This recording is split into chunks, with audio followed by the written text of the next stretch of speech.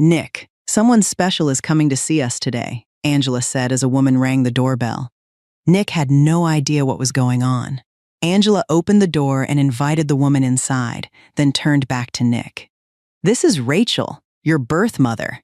Nick was stunned and had no idea how to face the situation. He had always known that Angela was not his birth mother, but for the past 18 years, he had seen her as the only mother he had ever known.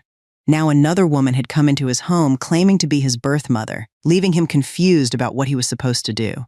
Rachel began to speak. "Nick, I was the one who gave you your name. I'm sorry, I couldn't take care of you all these years. I hope you'll let me explain."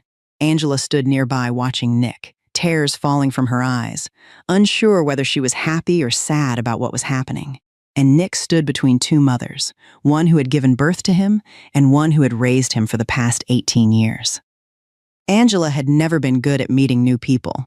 For most of her 20s, her life followed the same routine. She went to work each morning, spent the day processing claims at a local insurance company in Dallas, then went home.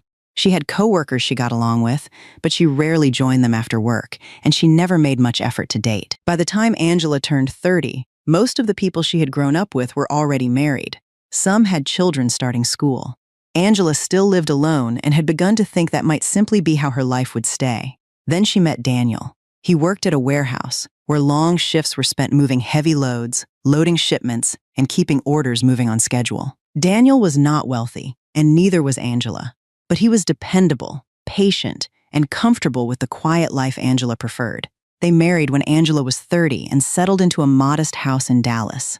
Angela kept her job at the insurance company.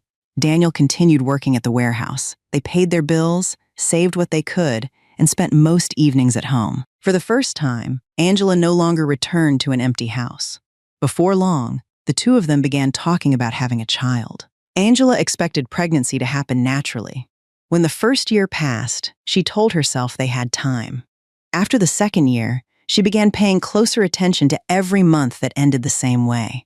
At 33, Angela finally went through medical testing.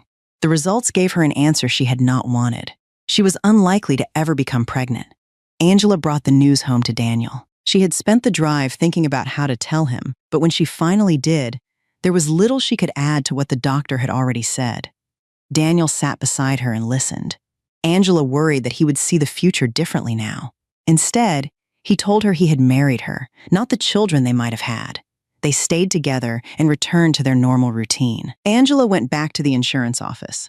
Daniel kept working at the warehouse. They stopped planning a nursery and stopped talking about baby names. When friends or relatives asked whether they wanted children, Angela learned to give a short answer and change the subject.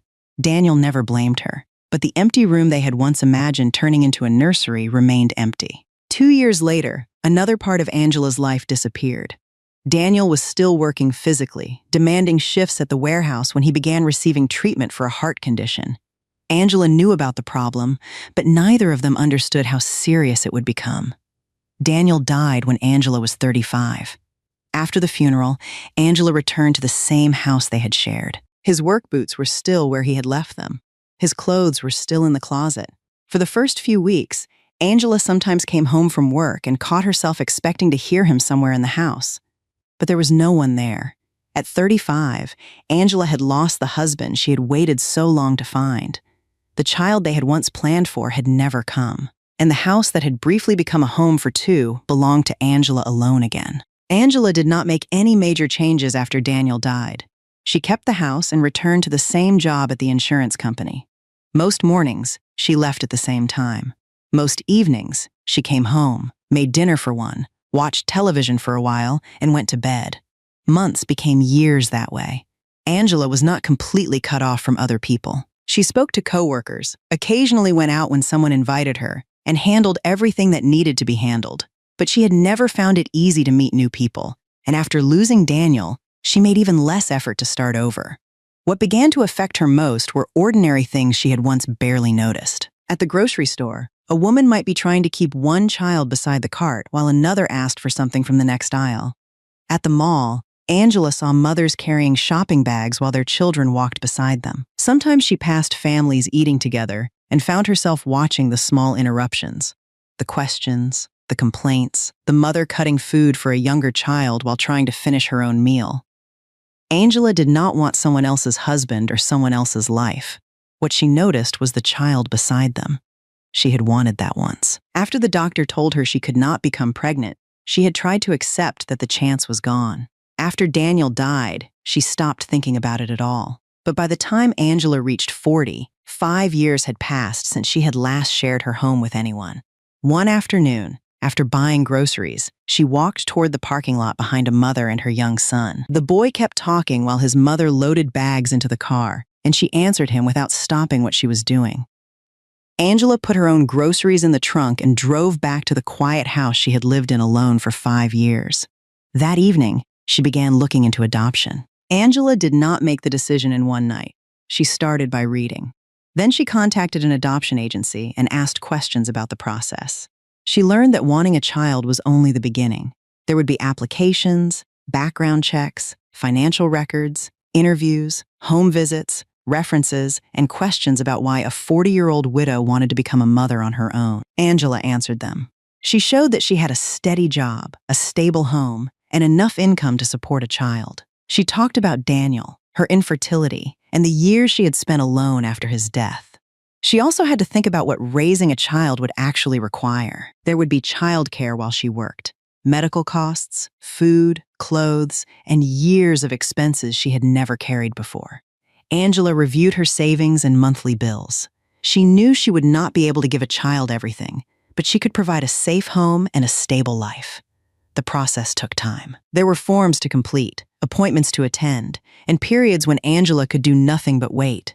She did not tell many people. She had spent too many years learning that wanting something did not mean she would receive it, so she kept going to work and returning to the same quiet house while the agency continued its review. Then one day, Angela received a call about a baby boy who needed a permanent home. His name was Nick. He was 6 months old. The first time Angela saw Nick, he did not reach for her. He sat in another woman's arms and watched her with the uncertain expression of a 6-month-old who knew she was a stranger. When Angela held him, his body stiffened. A few seconds later, he began to cry. Angela tried changing the way she held him. That only made him cry harder. The woman beside her showed Angela how he preferred to be carried, and eventually Nick settled down enough to stare at her again. Angela had imagined this meeting many times during the adoption process. None of those versions included a baby crying the moment she picked him up, but she went home thinking about him. Soon, the house began filling with things that had never been there before. A crib went into the room Angela and Daniel had once imagined using for a child. Bottles appeared in the kitchen. Diapers filled a cabinet. Angela moved anything breakable from the lower shelves, even though Nick was not crawling far yet. On the day she finally brought him home, she carried him through the front door and set his things down wherever there was space. By evening, the house was already messier than it had been that morning. That first night, Nick woke more than once. Angela fed him, changed him, walked through the hallway with him in her arms, and tried to understand why he was still crying. Nothing worked for long. Near morning, she sat down with Nick against her chest. He finally fell asleep. Angela stayed where she was, afraid that moving him would wake him again. A few hours later, she would have to get up and begin another day. She was tired. The house was untidy, and she had no idea how long it would take before she stopped questioning whether she was doing everything wrong. But for the first time in 5 years, Angela was no longer the only person living there. The first months were harder than Angela had expected. Reading about babies had taught her what to buy and when to feed them. It had not taught her how to tell the difference between a hungry cry, a tired cry, and a baby who simply refused to sleep. Nick woke her at hours when she had once been asleep. Some mornings, Angela arrived at the insurance office already tired, worked through the day, then came home knowing the second half of her day was only beginning. Childcare had to fit around her work schedule. Bottles had to be prepared. Laundry seemed to multiply faster than she could wash it. The first time Nick developed a fever, Angela checked his temperature so often that she finally called the doctor because she no longer trusted herself to judge whether it was getting worse. She spent that night beside his crib and went to work the next morning after barely sleeping. There were also mistakes. Angela once packed everything Nick might need for a short trip and still forgot the one thing she needed first. Another time, she spent nearly an hour trying to settle him before realizing he was uncomfortable because of something simple she should have checked earlier. She learned by doing the same things again the next day. Gradually, she stopped panicking over every cry. She learned how Nick liked to be held, which sounds helped him sleep, and how to finish making dinner with one hand when he refused to be put down. The baby who had cried the first time she held him began recognizing her voice. There were evenings when someone else could pick him up and he would still turn his head, searching for Angela. One night, after she came home later than usual, Nick began fussing in the arms of the woman caring for him. Angela had barely stepped through the door when he reached toward her. She put down her bag and took him. Nick settled against her before she had even removed her coat. Angela did not need anyone to explain what had changed. By the time Nick began walking, Angela's house no longer looked like the quiet home she had once shared with Daniel. Toys appeared under furniture. Small fingerprints showed up on places Angela had just cleaned. She learned to keep things out of reach, then had to move them higher again when Nick discovered how to climb. Her schedule changed with him. Mornings began earlier because getting herself ready was no longer enough. After work, there were groceries to buy, meals to prepare, baths to give, and clothes to wash before the next day. Angela also learned how quickly a child could change a monthly budget. Nick outgrew clothes before some of them looked worn. Childcare took a regular share of her paycheck. There were diapers, medicine, shoes, and small expenses that rarely arrived one at a time. Angela did not raise Nick in poverty, but she could no longer spend money without thinking about what else might be needed that month. When Nick was still young, Angela once stood in a store holding a winter coat she had planned to buy for herself. Nick had outgrown his shoes again, and the pair he needed cost more than she had expected. Angela put the coat back and bought the shoes. She did not mention the choice to anyone. The next winter, she was still wearing the same coat. Nick had already outgrown another pair of shoes. Years passed in decisions like that.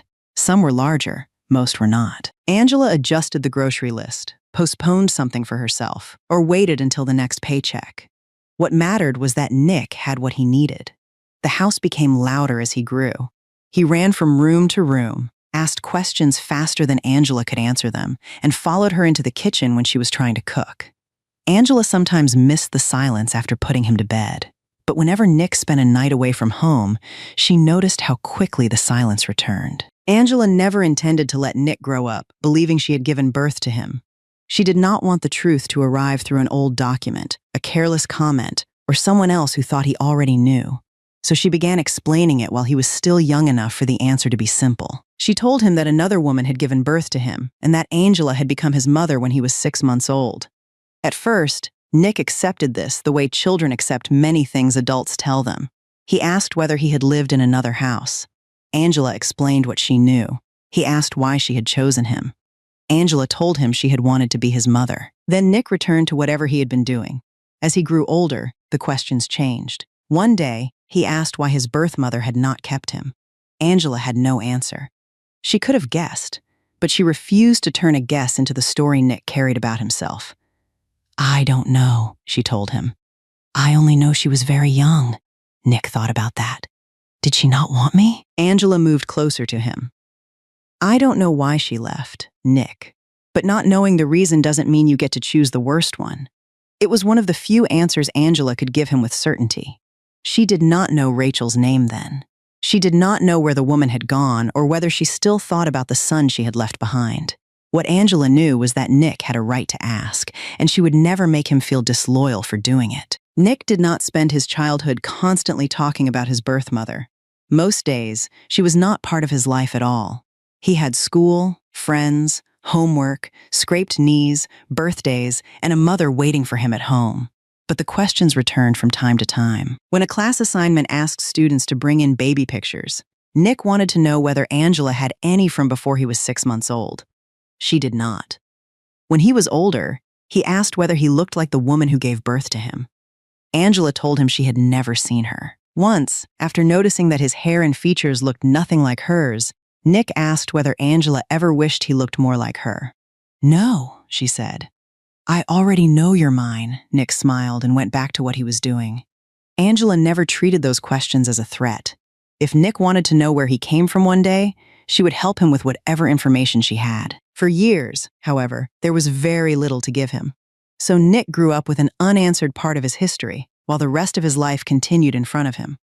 Angela attended school meetings, waited through doctor appointments, reminded him about homework, and argued with him when his room became impossible to walk through. By the time Nick reached his early teens, he no longer asked about his birth mother very often. Angela assumed the questions had become less important. She did not know they had simply become questions Nick had learned to carry without asking. As Nick grew, the expenses changed with him. Diapers disappeared, but school supplies took their place. Then came field trips, sports shoes, a phone, and the laptop he eventually needed for schoolwork. Angela's salary had increased over the years, but so had the cost of almost everything else. One August, just before Nick started a new school year, he needed new shoes, several supplies for his classes, and money for a school activity.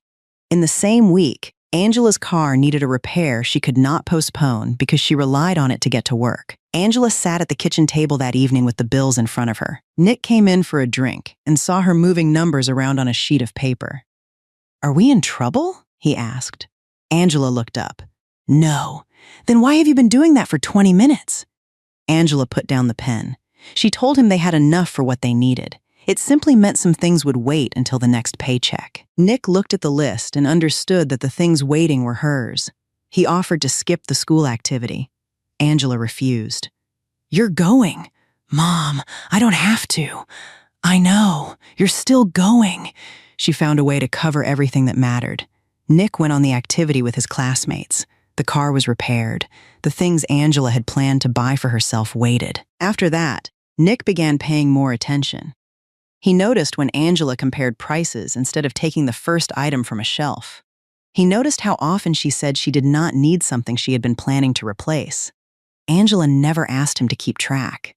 He started doing it on his own. By his teenage years, Nick was more outgoing than Angela had ever been. He made friends easily, joined conversations without being invited into them, and could turn a quick trip to the store into 3 separate conversations with people he knew. At home, however, he understood more than Angela realized. He knew she had raised him on one income. He knew there was no second parent to call when a bill arrived, the car broke down, or she was too tired to cook. Nick began taking school more seriously. Angela never demanded perfect grades, but he pushed himself because he knew what she had already spent years giving him. When he was old enough, he sometimes talked about finding a part-time job. Angela did not object to him earning his own money, but she refused to let work become an excuse to neglect school. "Your job is to give yourself more choices than I had," she told him. Nick listened. He helped where he could, paid for some of his smaller wants when he had money of his own, and stopped asking Angela for things simply because other students had them. He was still a teenager. He left dishes where they did not belong, forgot things Angela had reminded him about, and sometimes came home later than he had promised. But he no longer saw the house, the groceries, or the life around him as things that had simply appeared. He understood that one person had been holding them together for years. That understanding changed the way Nick looked at his future. He did not want Angela's sacrifices to become a debt he spent his life trying to repay. He wanted to make sure they had led somewhere. Angela was around 50 when the pain first became difficult to ignore. It started in her knees after long days at work. Then her fingers sometimes felt stiff in the morning, and cold or wet weather made the aching worse. At first, Angela treated it like another inconvenience. She bought pain relievers, used a heating pad, and kept doing what she had always done. Nick noticed before she began talking about it. He saw how she sometimes held the kitchen counter for support after standing too long, or how she rubbed one knee before getting up from the couch. One evening, he found her sitting with a heating pad wrapped around her leg. "How long has that been hurting?" he asked. Angela gave him the answer she usually gave when she did not want him to worry. "It comes and goes." Nick sat beside her and began rubbing the muscles around her knee. Angela told him he did not have to do that. "I know," he said. He kept going. It became a habit. When Angela's hands were stiff, Nick rubbed them while they watched television. If her knees hurt after shopping, he brought her the heating pad. Sometimes Angela told him exactly where the pain was. Other times, Nick could tell by the way she moved. He learned not to make a big event out of it. He would sit down beside her, take one of her hands, and start working the stiffness out of her fingers while continuing whatever conversation they were already having. Angela still worked, drove, shopped, and managed her own life. She did not need Nick to take care of everything. But as the years passed, there were more days when his help made the evening easier. By high school, Nick had become one of the stronger students in his class. Science interested him most, and he began asking questions about what it would take to become a doctor. The answer was not simple. He would need 4 years of college, the right science courses, strong grades, the MCAT, and then medical school if he made it that far. The path would take years and cost more money than Nick had ever seriously thought about. Angela did not discourage him. She also did not pretend it would be easy. They looked at colleges around Dallas and talked about starting with the next step instead of worrying about every year at once. Nick became especially interested in medicine because illness no longer felt like an abstract subject to him. He had spent years watching Angela manage pain that could make a simple day harder without stopping her from going to work or taking care of what needed to be done. One evening, while he was massaging her hand, Angela asked why he kept talking about becoming a doctor when he knew how long the training would take. Nick pressed his thumb carefully into the stiff joint at the base of her finger. "Maybe by the time I'm done, I'll finally know what I'm doing with these." Angela pulled her hand away and inspected it. "Then you need more school."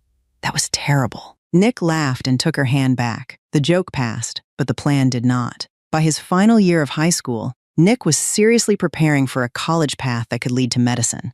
Angela knew she could help him begin. She also knew the years ahead would require money neither of them had yet figured out. The last years before Nick graduated were filled with routines neither of them considered important enough to remember at the time. They bought groceries together because Nick could carry the heavier bags and because Angela had learned not to let him choose snacks without checking the cart. On weekends, they sometimes went shopping for things one of them needed and came home with something completely different. Nick drove once he was old enough, though Angela still gave directions on roads he had traveled many times. When her joints hurt, he carried more of the bags. When he was hungry, which Angela thought was most of the time, he opened the refrigerator and asked why there was nothing to eat while standing in front of food she had bought 2 days earlier. They argued over small things. Nick left shoes where Angela could trip over them.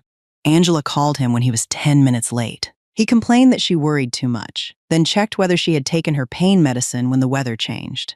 There were evenings when they ate in front of the television and barely spoke.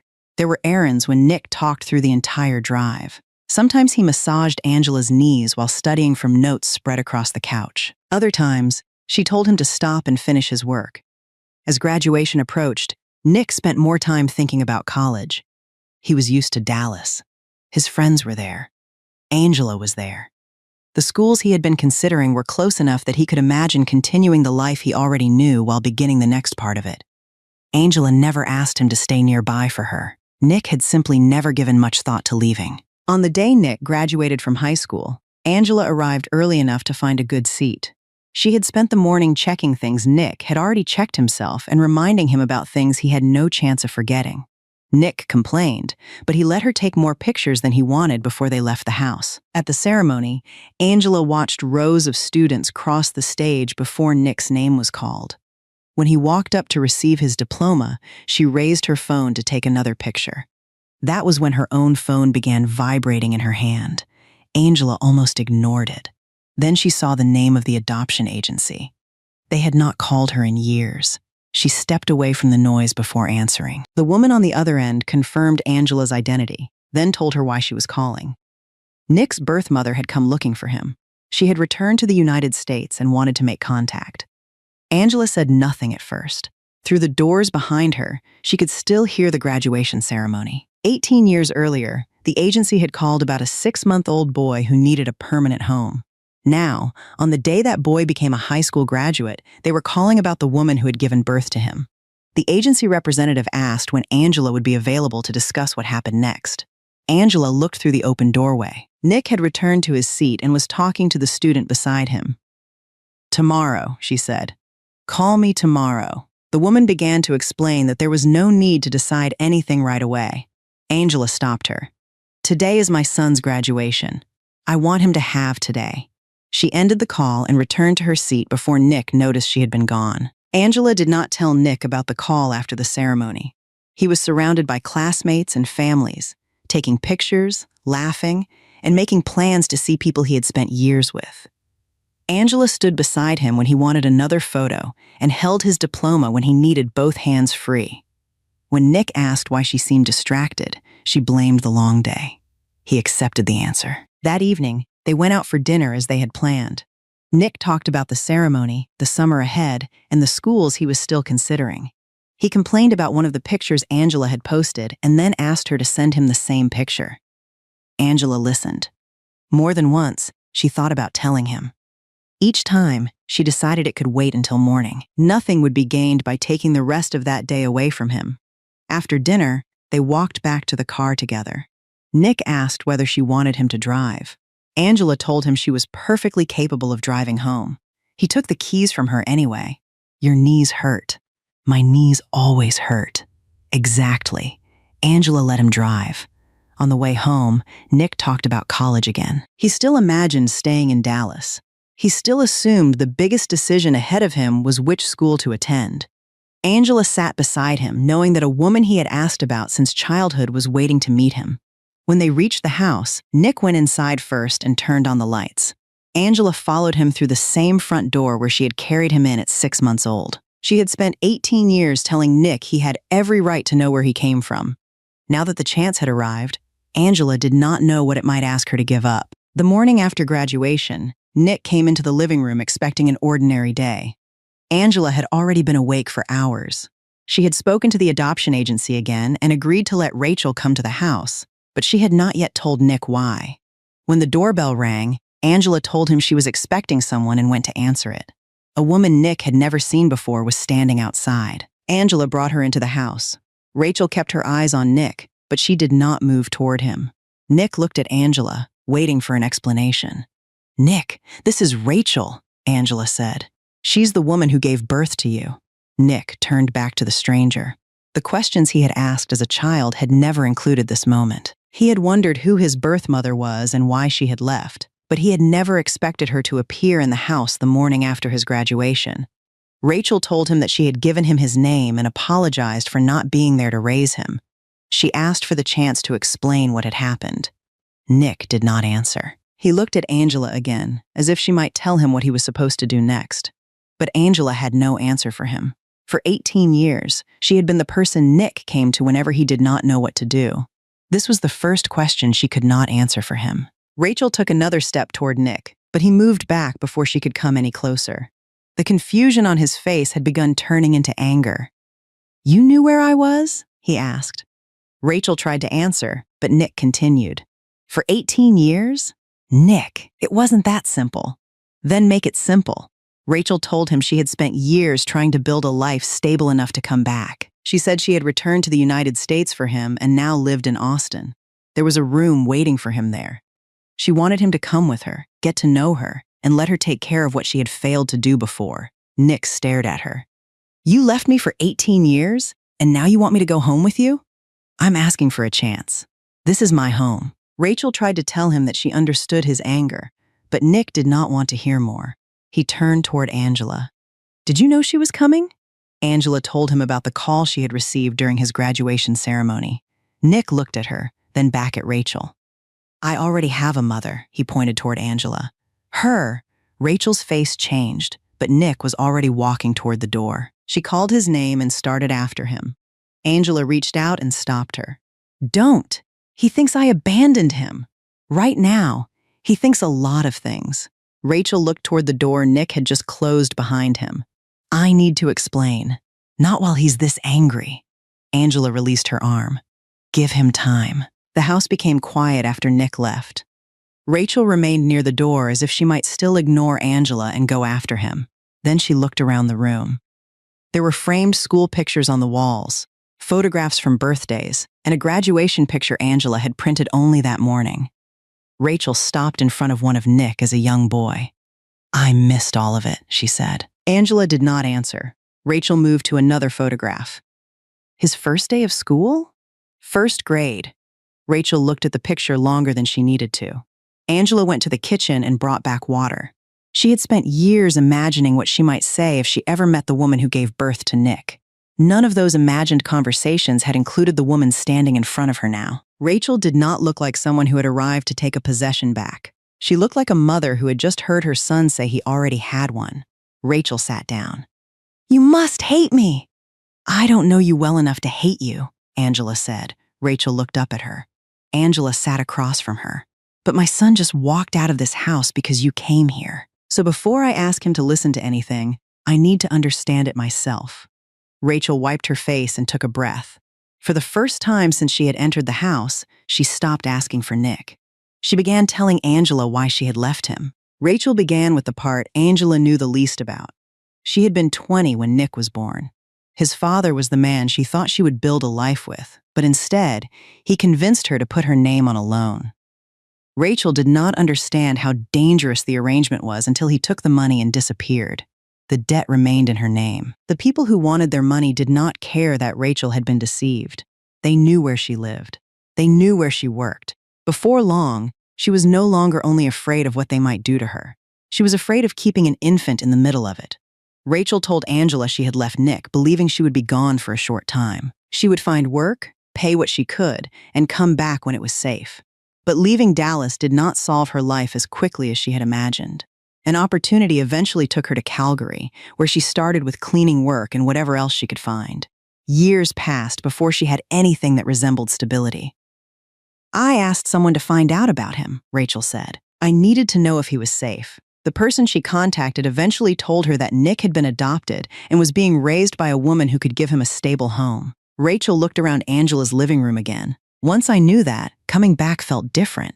Angela asked what she meant. If I came back when he was 5, what was I supposed to do? Tell him I was his mother and ask him to leave the only home he knew? Rachel said she kept working instead. She told herself she would wait until Nick was old enough to hear the truth and make his own choice. The age she chose was 18. Angela listened without interrupting. Rachel had made decisions Angela might not have made herself. She had also lost years she could never recover. But the woman sitting across from her had not forgotten Nick. She had built the last 18 years around the day she believed she could finally return. When Rachel finished, Angela told her there was something she also needed to understand.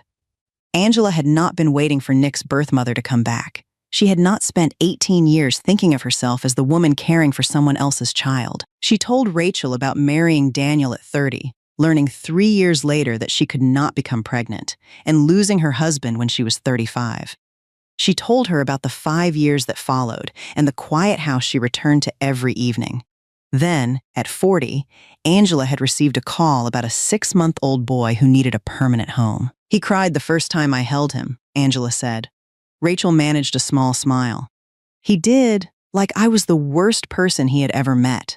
Angela told her about the first fever that kept her awake all night, the shoes Nick outgrew faster than she could replace them, the school meetings, the questions about his birth mother, and the years when the house was never quiet for long. She did not list everything. 18 years could not be reduced to one conversation.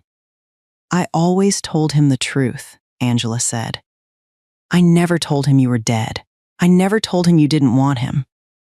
When he asked why you left, I told him I didn't know. Rachel lowered her eyes. Thank you. Angela shook her head. I'm not telling you that, so you'll thank me. She waited until Rachel looked at her again. I'm telling you because Nick isn't a little boy waiting for someone to come back and collect him. He has a life here. He has plans, and whatever happens next has to be his choice. Rachel said she understood. This time, Angela believed she did. Before Rachel left, she opened the bag she had brought with her and took out a bank envelope and a folder. She placed them on the table between them. Angela asked what they were. Rachel told her there was $60,000 set aside for her. Angela did not touch the folder. For what? Rachel struggled to explain it without making the money sound like a price. She spoke about food, clothes, doctors, school, and every expense Angela had carried while Rachel was somewhere else. You paid for 18 years that should have been mine too, she said. Please let me give something back. Angela pushed the folder toward her. No, Rachel tried again. Angela, I sold my business. I can afford this. That isn't the point. Then what is? Angela looked at the money Rachel had spent years earning. You worked for this, and you raised my son, Angela corrected her. Our son. Rachel stopped. Angela continued before either of them could stay on those 2 words too long. I didn't raise Nick because you asked me to. I didn't keep receipts waiting for the day you came back. I raised him because I'm his mother. That was my responsibility. Rachel told her the money had always been meant for Nick. Angela pushed it back again. Then keep it for him. He won't take it from me. Maybe not today. Angela told Rachel that Nick would finish school one day. He might get married. He might need help buying a home or starting a family. When that day comes, use it for him. Rachel looked down at the folder. She had come to Dallas believing money was one of the few things she could offer to make up for the years she had missed. Angela would not let her use it to pay for the past. "Go home," Angela said.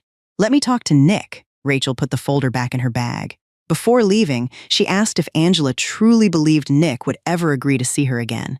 Angela did not promise that he would, but I'll ask him to listen. For that day, it was all Rachel had. 18 years earlier, Rachel was 20 years old and raising Nick on her own. She had no savings worth mentioning and no family member in a position to support her for long. Nick's father moved in and out of their lives, but Rachel still believed him when he said he was trying to build something better for them. He told her he had found a way to borrow money for an opportunity that would help all three of them. His own credit and history made it difficult to put the loan in his name. Rachel's did not. She signed the papers because he told her the payments would be covered once the money began coming back. The amount was far larger than anything Rachel had ever borrowed. She did not receive the money herself.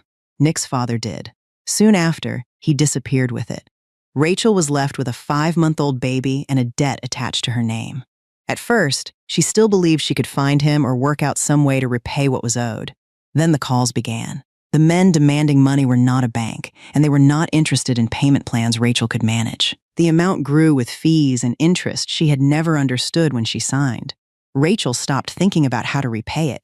She began thinking about what would happen when the people looking for her decided phone calls were no longer enough. The people collecting the debt found Rachel's address. The first time someone came to the apartment, Nick was asleep inside. Rachel kept the door locked and spoke through it. The man on the other side knew her name, the amount owed, and where she worked. After he left, Rachel moved Nick's crib farther from the front room, even though she knew that would not protect him from anything. She changed where she stayed for several nights and began taking different routes to work. But the calls continued. Someone appeared near her workplace. Another message made it clear that moving across Dallas would not make the problem disappear. Rachel tried to earn more. She took extra shifts and accepted whatever work she could fit around caring for Nick, but the money she brought home was enough for rent, food, and the baby. It was not enough to clear a debt that kept growing.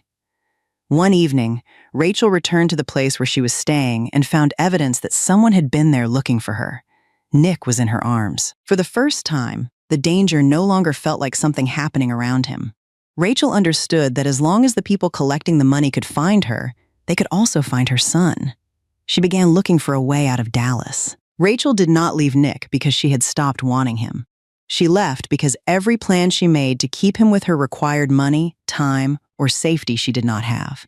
She found someone she trusted to take Nick temporarily and told herself the separation would last only until she could get far enough away, find steady work, and make the danger disappear. Nick was 5 months old. Rachel packed what he needed and wrote down the small things another person might not know.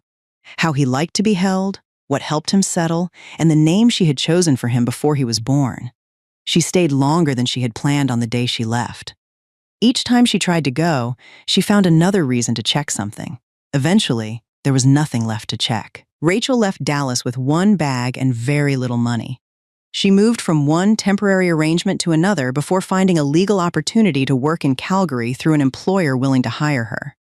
What began as a temporary move eventually became permanent as Rachel built a legal life in Canada. Calgary was farther than she had ever imagined going, and that distance was part of the reason she accepted.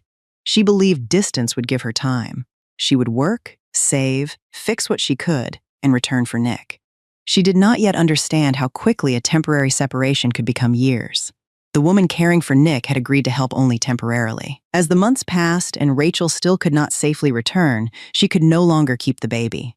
Eventually, child welfare became involved, and Nick entered the system that would later place him with Angela. Rachel arrived in Calgary with no business, no property, and no career waiting for her. Her first steady job was cleaning hotel rooms. The work was simple to explain and exhausting to repeat. She stripped beds, scrubbed bathrooms, replaced towels, pushed a heavy cart down long hallways, then did the same thing in the next room. When extra shifts were available, she took them. When they were not, she found other cleaning work. Rachel rented a room instead of an apartment because it cost less. She bought food that would last several meals and learned which expenses could be delayed without causing another problem. At the end of her first month, after rent, food, transportation, and everything required to keep working, Rachel had only $25 she could put aside for Nick. She stared at the amount before placing it in a separate envelope. $25 would not pay back a debt.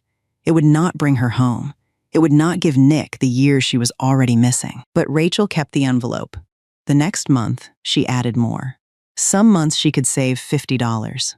Other months, an unexpected expense left almost nothing. Rachel stopped measuring progress by whether she could return to Dallas soon. She measured it by whether the envelope was larger than it had been the month before. Meanwhile, Nick was growing somewhere without her. It took Rachel several years to reach a point where she could think beyond the next month.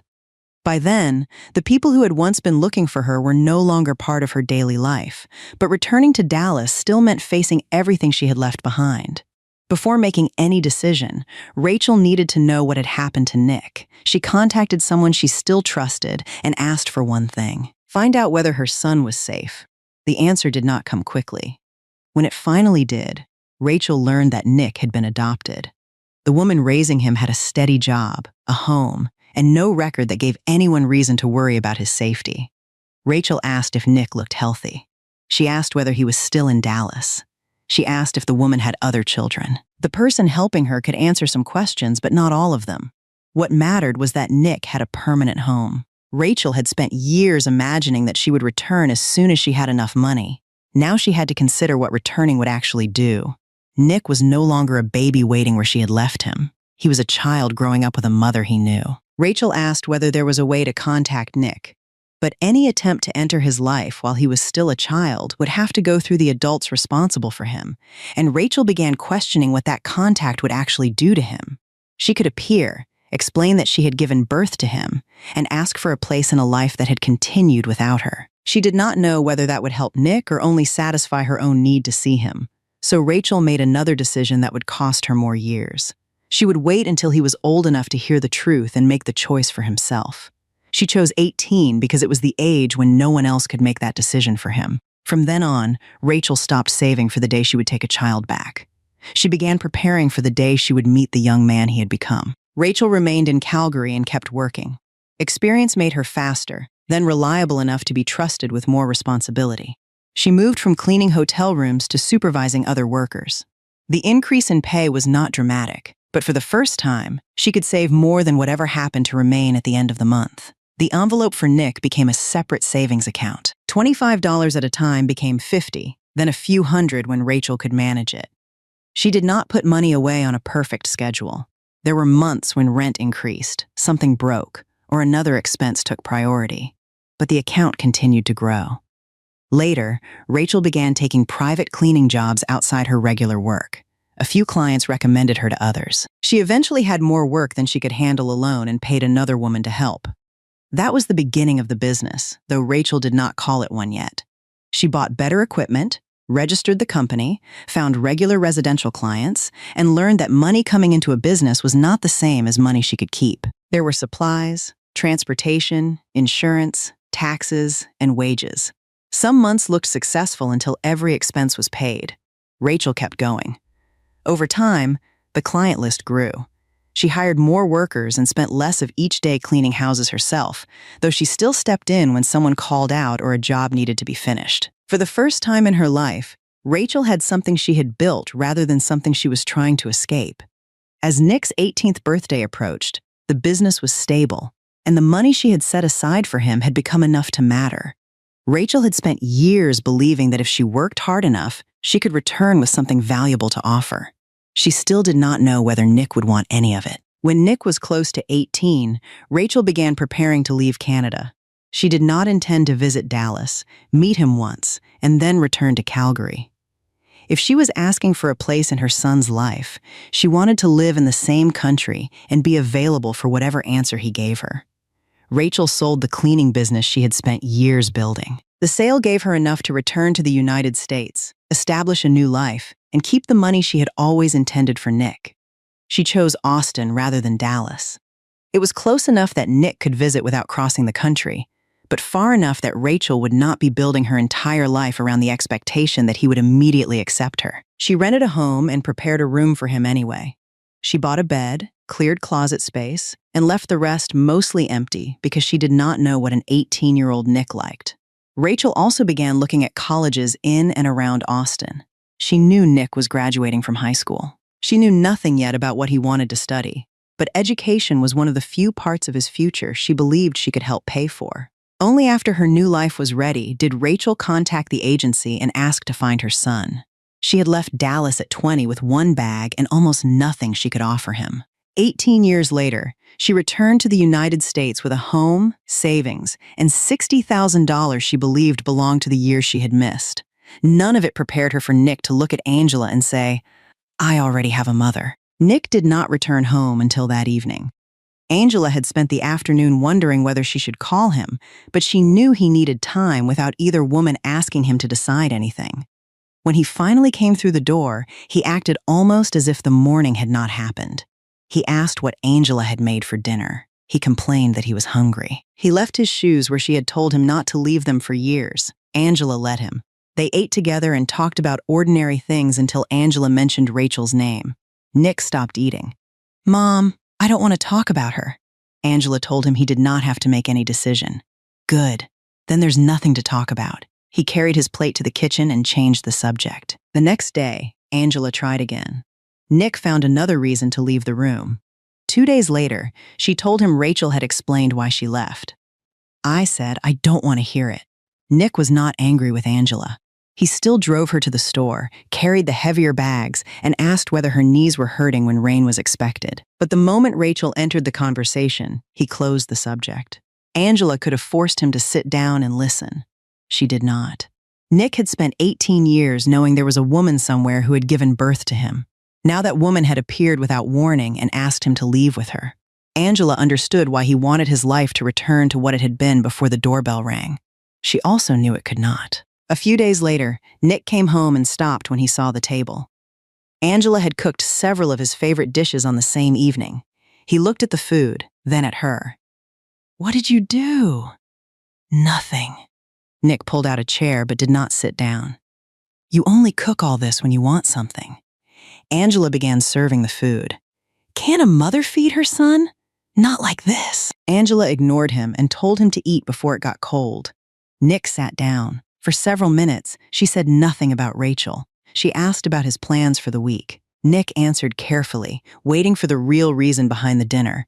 Halfway through the meal, he put down his fork. "Fine," Angela kept eating. "Fine, what? What do you want to say? I don't know what you mean." Nick leaned back in his chair. "Mom," Angela finally looked at him. "I want you to listen to what happened to Rachel." Nick immediately started to object. Angela stopped him. "You don't have to forgive her." He said nothing. "You don't have to call her mom. You don't have to go anywhere with her." Nick looked down at his plate. Angela continued, "But I think you should know why she left before you decide what kind of person she is." Nick asked why Angela cared so much after knowing Rachel for only one morning. "Because I spent 18 years answering questions I didn't have the answers to," she said. "Now I do." Nick remained at the table. That was enough for Angela to continue. Angela told Nick what Rachel had told her. She explained that Rachel had been 20 when he was born, that his father had put a dangerous debt in her name and disappeared, and that the people collecting it had found where she lived and worked. She told him Rachel had left Dallas, believing the separation would be temporary. Nick listened without interrupting at first. When Angela reached the years in Calgary, he asked the question that mattered most to him. "If she knew I was here, why didn't she come back?" Angela gave him Rachel's answer. By the time Rachel found out Nick had been adopted, he was already growing up in a stable home. She had decided not to appear while he was still a child and force herself into his life. "So she waited 18 years and thought that made it better?" Nick asked. "No," Angela said. "I don't think she believes anything makes it better." Nick pushed his plate away. He was no longer refusing to listen, but he was not ready to excuse Rachel either. Angela did not ask him to. She told him about the cleaning work, the business Rachel had built, and the fact that she had sold it before returning to the United States. She did not mention the $60,000. That conversation had been between the two women, and Angela did not want money influencing Nick's decision. When she finished, Nick asked what Angela wanted him to do. Meet her once more. And then what? Then you decide, Nick asked whether Angela would be disappointed if he still wanted nothing to do with Rachel. No. You promise? I promise. Nick looked at the food Angela had used to keep him at the table long enough to hear the story. You could have just asked. Angela pointed at him with her fork. I did. For 3 days, Nick had no answer to that. By the end of the evening, he agreed to see Rachel again. Nick agreed to meet Rachel again, but only after making Angela promise she would come with him. Rachel was still in Dallas, waiting to hear whether Nick would give her another chance. When she saw him arrive with Angela, she did not try to hug him or move closer than he wanted. Nick sat down across from her. Mom told me what happened. Rachel looked at Angela, then back at Nick. She shouldn't have had to explain it for me. Then explain it, Rachel did. This time, she did not begin with the room waiting in Austin or the life she wanted to give him now. She told Nick what she had done and what she had failed to do. She had signed the loan. She had trusted the wrong man. She had left Dallas. She had left her 5-month-old son behind. Rachel explained the danger, Calgary, the years of work, and the day she learned he had been adopted. Nick listened, then asked the question he had already asked Angela. Why didn't you come back when you knew I was safe? Rachel answered without trying to make the choice sound noble. Because by then, you had a mother. Nick glanced at Angela. Rachel continued. I told myself I was protecting your life. Maybe part of me was afraid you'd hate me sooner. Nick asked whether she had really expected him to leave with her after one meeting. Rachel admitted that she had imagined the moment too many times. In those versions, Nick had always wanted the same thing she wanted. That wasn't fair to you. Nick did not forgive her. He did not call her mom. But when Rachel finished, he remained in his seat. For the first time, he was looking at her as more than the woman who had abandoned him. Rachel told Nick she would not ask him to move permanently. Instead, she asked him to come to Austin and give the life she had prepared a chance. Come see the city. Look at the schools. Stay with me for a while. Nick told her he had already been looking at colleges around Dallas. Rachel asked what he wanted to study. When Nick explained that he hoped to follow a pre-med path and eventually apply to medical school, Rachel understood why Angela had mentioned his future so carefully. Let me help with school, she said. Nick rejected the offer before she finished. I don't need you to pay me to be your son. Rachel accepted the anger behind the answer. I'm not trying to buy you. She told him she could not give back the years she had missed, but she could help with years that had not happened yet. College would be expensive. Medical school, if Nick reached it, would cost far more. Rachel had spent years saving because she had always intended the money to be used for him. Come to Austin. Look at the schools there. If you hate it, you can go back. Nick asked what happened if he finished college and wanted to return to Dallas anyway. Then you returned to Dallas? And you won't say I used you for tuition? Rachel shook her head. I already missed 18 years. I'm not going to spend the next 4 keeping score. Nick did not agree that day. But for the first time, the idea followed him home. For the next several days, Nick kept returning to the same problem. Staying in Dallas was familiar. His friends were there. The schools he had already considered were there. Most importantly, Angela was there. Austin offered something he had never planned for, a chance to know Rachel and financial help with a path that could take more than a decade to complete. Nick tried to discuss the decision as if it were only about college, but Angela knew what he was avoiding. You don't want to leave me, she said. Nick did not deny it. Why would I? Because you're 18. That's not an answer.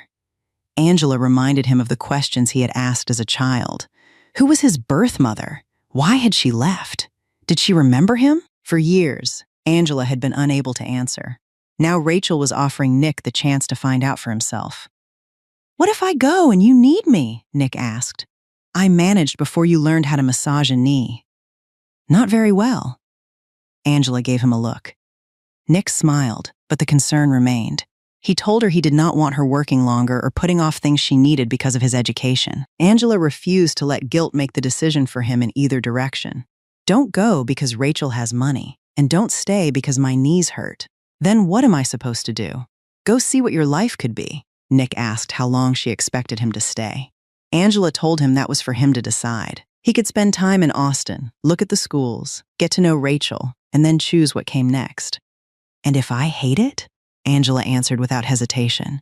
Then you know the way home. Nick finally agreed to go.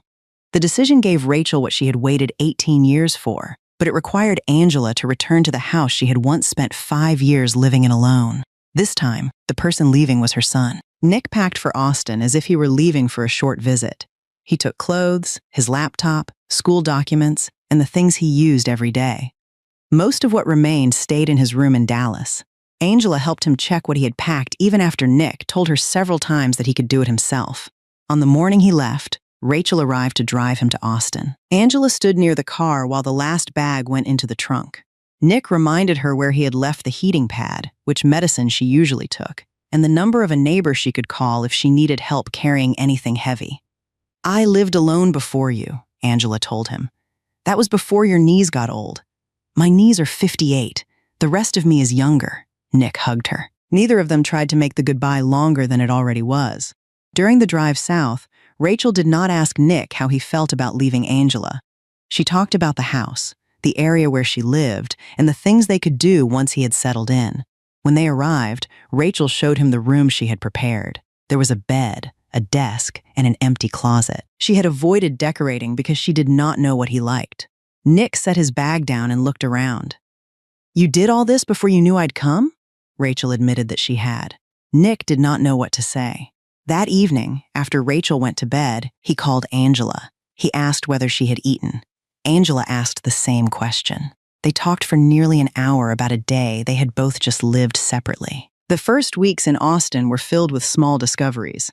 Rachel learned that Nick stayed up later than she expected and could finish most of the food she had planned to last several days. Nick learned that Rachel woke early even when she had nowhere to be and kept cleaning supplies arranged with the precision of someone who had spent years running a cleaning business. They went grocery shopping together, and Rachel kept asking what he wanted until Nick finally told her she did not need to buy everything he picked up. She took him to places around Austin, introduced him to people she knew, and tried to learn the parts of his life she had missed without asking 18 years of questions at once. Some conversations were easy. Others reminded both of them how little history they shared. Rachel knew the names she had given him, but not the foods he hated as a child. She knew his birthday, but had never attended one. Nick knew why she had left, but not how she took her coffee or what made her laugh. They learned those things slowly. Meanwhile, Angela remained part of Nick's day. He sent her pictures, called to tell her about places he had seen, and asked whether her joints were hurting. Angela told him about work, the house, and small things that did not require a phone call but received one anyway. Rachel never complained about how often he contacted her. She understood that getting to know one mother did not require Nick to speak less to the other. Once Nick had settled in, Rachel began helping him explore colleges in the Austin area. They looked at programs, admission requirements, science courses, and the steps that could prepare him for a future medical school application. Nick visited campuses and spoke with advisors. For the first time, the idea of staying in Austin became more than something Rachel wanted. He could see how a college life there might work. Rachel also began asking practical questions Angela had always had to consider: tuition, books, transportation, and how much support Nick would need if he studied full-time. The numbers were larger than he liked. A pre-med path was only the beginning. If he eventually entered medical school, the years of education and the cost would continue far beyond college. Rachel told him she had prepared to help. Nick was still uncomfortable accepting money from her, but the offer was different now that he knew what she had spent years building. He also knew what refusing could mean for Angela. She had never complained about helping him, but Nick had seen enough bills on the kitchen table to understand that love did not make tuition cheaper. He did not choose a school yet. Instead, he kept comparing the options in Austin with the plans he had made in Dallas. For the first time, both futures seemed possible. As the weeks passed, Nick stopped feeling like a guest. He learned his way around the neighborhood, began handling parts of his college planning on his own, and spent more time outside the house. Rachel no longer planned every day for him. They had started building a routine that did not require constant effort. Nick still contacted Angela often, but the timing changed. A message she sent in the morning sometimes sat unanswered until afternoon. If she called while Nick was out, he might text that he would call later and then forget until the next day. The long conversations that had filled his first weeks in Austin became shorter. Some days, several small things happened that Nick would once have told Angela about, but by evening, he was tired and decided he would tell her another time. Angela never complained. When Nick apologized for missing a call, she told him he did not need to report to her every day. "You're supposed to have a life," she said. Nick believed her. He did not hear what happened after the calls ended. Angela placing the phone beside her and returning to a house where no one else would come through the door that night. Nick had not stopped loving or missing her. He was doing exactly what both Angela and Rachel had asked him to do. He was giving the new life a real chance. Angela had expected the house to feel different after Nick left. She had not expected how often she would forget he was gone. The first time she went grocery shopping alone, she put 2 of Nick's usual snacks in the cart before remembering there was no reason to buy them. She stood there for a few seconds, then put one back and kept the other. At home, Angela still cooked too much. For 18 years, she had learned to prepare enough food for a growing boy who often went back for a second serving. Now the leftovers stayed in the refrigerator for days. She stopped asking Nick whether he would be home for dinner, stopped hearing his car outside, and stopped finding things he had left where they did not belong. The house was cleaner than it had been in years. Angela did not enjoy it as much as she once thought she would. She continued going to work and managing her life as before. When her joints hurt, she used the heating pad or massaged her own hands. She had done those things before Nick was old enough to help, and she could do them again. What was harder to replace were the habits that required no planning. One evening, Angela came home with a story about something that had happened at work. She set down her bag and began speaking before she reached the living room. Halfway through the first sentence, she remembered no one was there. Another time, she saw something while shopping and turned to make a comment to Nick. A stranger was standing beside her. Angela apologized and moved on. She did not tell Nick about moments like those when he called. She asked about Austin, the schools, and whether he was eating properly. If his life there was beginning to work, Angela did not want her empty house to become another problem he felt responsible for solving. For a while, Austin stayed new enough to keep Nick occupied.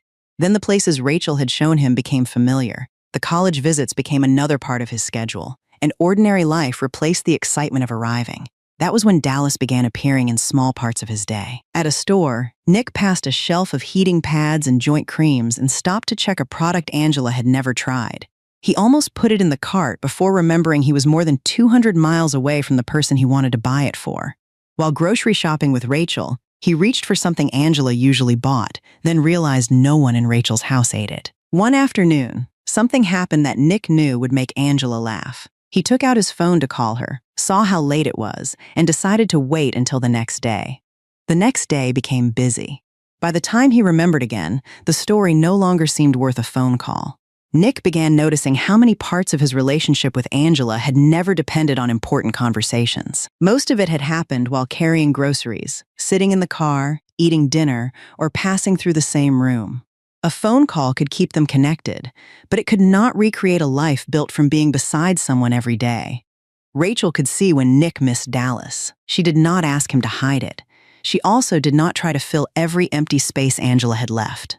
Rachel continued building the relationship they could have instead of pretending they already had the one she had missed. Nick continued visiting schools and comparing programs. He took the process seriously because he had promised both women he would give Austin a real chance. Some of the options were good. Rachel could help with the cost, and staying with her would give him support while he adjusted to college. On paper, there was no clear reason to reject the city. The problem appeared whenever Nick tried to imagine staying. He could picture attending classes in Austin. He could picture studying there for a year. What he could not picture was the rest of his life naturally growing around it.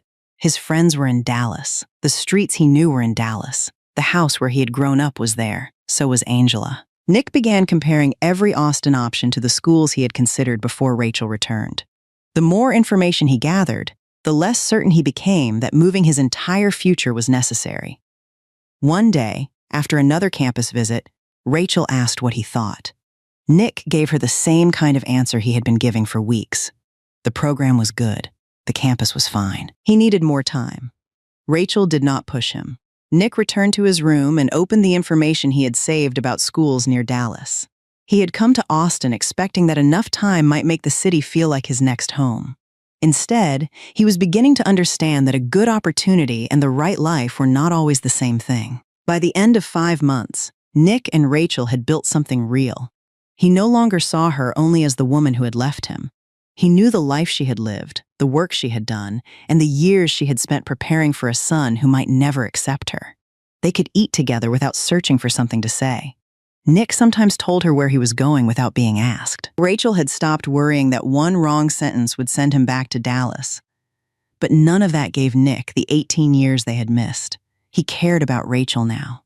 He wanted her in his life. He still did not feel that Austin was where he wanted to build that life. Nick had not yet told either mother what he was thinking. He wanted to be certain before disappointing Rachel, and he did not want Angela to believe he was returning because she could not manage without him. Then weather alerts began appearing for North Texas. Dallas was expecting a severe storm with heavy rain and strong winds. Nick checked the forecast more than once. He knew what Angela did whenever bad weather was coming. She went into the yard, moved anything the wind might carry, checked the outdoor furniture, and insisted on doing more than her joints could comfortably handle. That afternoon, Nick sent her a message. "Did you bring everything in from the yard?" He put down his phone and continued with his day. An hour later, Angela still had not answered. Nick checked his phone again an hour later. Angela still had not answered.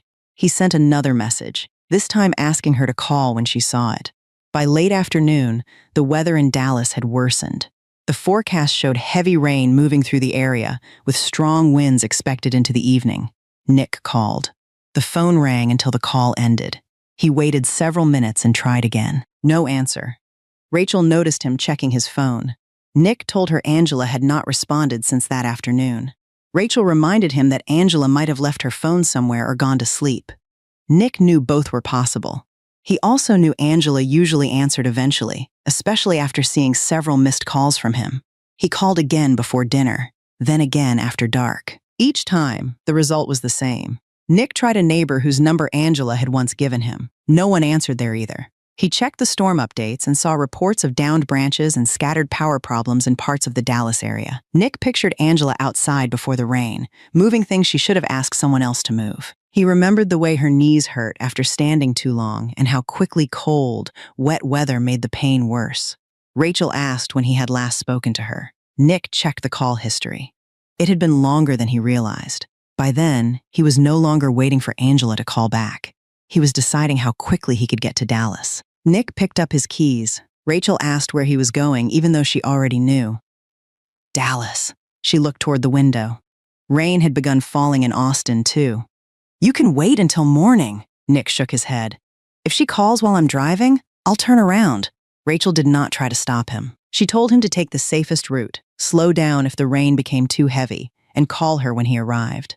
Nick packed almost nothing. He took a jacket, his phone charger, and the keys. The drive that normally took a little over 3 hours took longer that night. Rain reduced visibility on parts of the highway, and traffic slowed where water collected on the road. Nick kept his phone connected through the car. Every time the screen changed, he checked whether Angela had called. She had not. He tried her again at a stop. Still nothing. As he got closer to Dallas, the weather worsened. Wind pushed rain across the windshield faster than the wipers could clear it. Nick thought about the last 5 months. He had missed calls because he was busy. He had answered messages hours later because he assumed there would always be another one. Angela had never complained. Now, for the first time, Nick could not reach her when he needed to. He kept driving. By the time Nick reached the house, the worst of the rain had begun to move through, but the yard showed what had happened earlier. One outdoor chair was lying on its side. Small branches were scattered across the ground. Nick parked and ran to the door. The house was dark except for a light in the hallway. He called Angela's name as soon as he entered. No answer came from the living room or kitchen. He found her in the bedroom. Angela was lying under the blankets, still wearing the clothes she had put on that morning. Nick crossed the room and touched her forehead. She was hot. Angela opened her eyes and stared at him as if she was not sure he was really there. "Nick? Why didn't you answer your phone?" Angela tried to sit up, then stopped when pain moved through her knees and back. She told him she had gone outside before the storm to bring things in. The work had taken longer than she expected. By the time she came inside, her joints were aching badly and she had begun feeling feverish. She lay down, intending to rest. Her phone was in the kitchen. Nick asked why she had not called someone. Angela gave him a tired answer. "I was going to get up." Nick looked at the woman who had spent 18 years telling him not to worry about her. Then he left the room to find the phone, water, medicine, and everything else she should have had beside the bed. Nick found Angela's phone on the kitchen counter. The battery was nearly dead, and the screen was filled with his missed calls and messages. He plugged it in, brought water and medicine to the bedroom, then went back to the kitchen to make something she could eat. Angela tried to tell him she was not hungry. Nick ignored her. He returned with a small bowl and waited until she had eaten enough to take the medicine. Then he found the heating pad, brought another blanket, and checked her temperature again. Her fever was high, but she was awake, answering him clearly and able to drink water. Nick stayed beside her and kept checking on her through the night. When the pain in her knees kept her from sleeping, he sat at the end of the bed and began massaging them the way he had done since he was a teenager. "You drove all the way from Austin for this?" Angela asked. "I called you all afternoon. My phone was in the kitchen," I noticed. "Then you know why I didn't answer." Nick looked at her. "That does not make it better." Angela stopped arguing. The medicine gradually brought the fever down, and the warmth helped with the stiffness in her joints. Nick continued working his hands around one knee while Angela rested. It had been 5 months since they had sat together like this. In Austin, Nick had learned new roads, visited schools, and built a relationship with the woman who had given birth to him. But sitting beside Angela's bed, he did not have to learn what she needed. He already knew where she kept the medicine, which heating pad worked better, how much pressure she could tolerate when her knees hurt, and when she was saying she was fine only because she wanted him to stop worrying. Near morning, Angela fell asleep. Nick stayed in the chair beside the bed until he was certain her fever was coming down. Angela was feeling better by the following day. The fever had dropped, and she could move around the house again, though Nick refused to let her do much. He cleaned up the yard after the storm, put the outdoor furniture back in place, and made sure everything Angela needed was within reach. By the second day, she was already complaining that he was treating her like she could not take care of herself. Nick took that as proof she was recovering. That evening, they sat together in the living room. Angela asked the question she had been waiting to ask since he arrived. "When are you going back to Austin?" Nick did not answer right away. "I'm not." Angela turned toward him. "What do you mean?" "I'm staying here." Angela told him he could not make a decision about his future because she had been sick for 2 days. Nick had expected that answer. "I'm not staying because you had a fever." "Then why are you staying?" Nick told her the decision had started long before the storm. He had given Austin a real chance. He had visited schools, looked at programs, and spent enough time there to know what daily life would be like. More importantly, he had gotten to know Rachel. "I'm glad I went," he said. "I needed to know her." Angela listened. Nick told her he no longer hated Rachel. He understood why she had left, even if part of him still wished she had made different choices. He wanted her in his life. But none of that had made Austin feel like home. "You can build a home somewhere new," Angela said. "I know." "Then don't come back just because this is easier." Nick shook his head. "It isn't about easier," Angela waited. "For 5 months, I kept trying to figure out why everything there felt like it should work, but didn't. The schools were fine. Rachel was good to me. I had a room, money for college, everything I was supposed to need. Then what was missing?" Nick looked at her. "My life." Angela started to speak, but he continued. "It's here. The schools I wanted before any of this happened are here. The friends I grew up with are here. And you're here."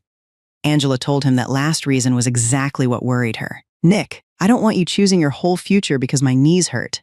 And I don't want you acting like I'm only here because you need someone to massage them." Angela gave him a look. "You're not even that good at it.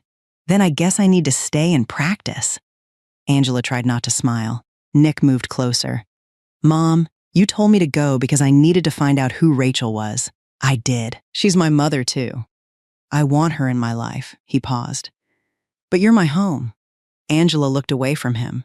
Nick gave her time before continuing. "I spent 5 months trying to make a life there because I thought leaving meant I had to choose her, and coming back meant I was rejecting her." "It doesn't." Angela asked whether Rachel knew. Nick said he would call her. He would tell her himself, and he would keep calling after that.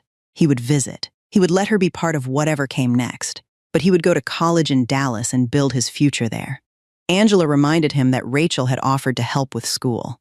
"Then I'll talk to her about school," Nick said. From here, Angela finally reached for his hand. "You're sure?" Nick held it. "I was sure before the storm. The storm just got me home faster." Angela did not tell him to reconsider again. Nick had spent 18 years wondering about the woman who gave birth to him. He had spent 5 months learning who she was. Now he had made a choice that did not require losing either mother. He stayed in Dallas. Nick called Rachel before making any other plans. He told her Angela was recovering and then explained that he would not be returning to live in Austin. Rachel was silent long enough for Nick to know the answer hurt. "Is this because she got sick?" she asked. Nick told her what he had told Angela. The decision had started before the storm. He had given Austin 5 months, visited schools, and tried to imagine building his future there. He was grateful he had gone because the time had allowed him to know Rachel as a person instead of carrying the same anger for the rest of his life. But he wanted to study in Dallas. Rachel asked if that meant the 5 months with her had failed. "No," Nick said. "If I hadn't gone, I'd probably still hate you." Rachel let out a small laugh that did not completely hide her disappointment. Nick continued before she could misunderstand him. "I'm not going back to how things were before you came. I still want you in my life." He told her he would visit Austin and expected her to come to Dallas. Rachel reminded him that she had offered to help with college. Nick hesitated. Accepting the offer still felt different from accepting Angela's help. Rachel did not push. She told him to choose the school first, then they could talk about what he actually needed. Nick agreed. Over the following months, he returned to the plans he had made before graduation and chose a college path in the Dallas area that would allow him to begin the science courses required for his pre-med goals. Rachel helped with education expenses, but the arrangement was no longer tied to Nick living with her. Angela continued working, and Nick continued living at home while starting college. Their old routines returned, though not exactly as they had been. Nick had classes and a busier schedule. Angela learned not to expect him at every dinner. When he came home late, she still worried, but she no longer called after 10 minutes. Nick still checked on her joints, though Angela reminded him that college was supposed to make him a doctor, not turn him into her full-time massage therapist. He also kept his promise to Rachel. The calls did not stop after he returned to Dallas. He visited Austin. Rachel came to see him. Some weeks they spoke often. Other weeks life became busy and several days passed. They were no longer trying to recover 18 years in a few months. They were building the years that were still ahead. Returning to the United States had required Rachel to build a life that did not depend entirely on whether Nick chose her. After he moved back to Dallas, she remained in Austin. About a year later, she met a widower who had also learned what it meant to rebuild after losing the life he once expected to have. Rachel did not rush the relationship. For most of her adult life, every major decision had been connected to survival, work, or the son she hoped to see again. This time, she allowed something to develop without asking what it could repair. Nick knew about the man before Angela did. Rachel mentioned him during a phone call, and Nick immediately began asking enough questions to make her regret bringing it up. When Nick later told Angela, she was just as interested. "So your mother has a boyfriend," Angela said. Nick looked at her. "You know you're my mother, too." "I know. That's why I get to ask questions." The relationship became serious. Rachel eventually married him, and shortly before turning 40, she became pregnant. At 40, she gave birth to a daughter. The pregnancy surprised everyone, including Rachel. When she called Nick, she had barely finished telling him before he began calculating the age difference between himself and the baby. "I'm going to be old enough to look like her father." Rachel told him that was his problem. Angela heard the news later that evening. She was happy for Rachel, but the age stayed with her, 40. It was the same age Angela had been when she finally accepted that she would never give birth to a child and began the process that led her to Nick. Rachel had returned to America hoping to recover a son she had lost. Instead, within a few years, she had a husband, a son who chose to keep her in his life, and another child on the way. After Rachel gave birth to a daughter, Nick went to Austin to meet his little sister. Angela went with him. By then, the two women no longer needed Nick to be the only reason they spoke. They had stayed in contact through his college plans, visits, and the ordinary complications of sharing a place in the same person's life. Rachel was holding the baby when Angela entered the room. Nick went straight to his sister and announced that she looked too small. Rachel told him he had once been smaller. "You weren't there," Nick said. The room went quiet for half a second. Then Nick smiled. Angela has pictures. Rachel threw a small pillow at him. It was the kind of joke that would have been impossible a few years earlier. Angela sat beside Rachel and took the baby when she offered her. She held the little girl carefully and studied her face. Rachel noticed how long she looked. "What?" Angela asked. "Nothing. You're looking at me," Rachel smiled. "You're jealous." Angela denied it. Rachel reminded her that she had been 40 when she adopted Nick and had once wanted a baby of her own. Angela looked down at the child in her arms. "Fine, a little." Nick, standing nearby, put a hand to his chest. "After everything I've done for you?"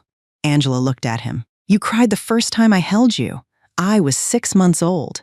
And she hasn't cried once. So far, she's winning, Rachel laughed.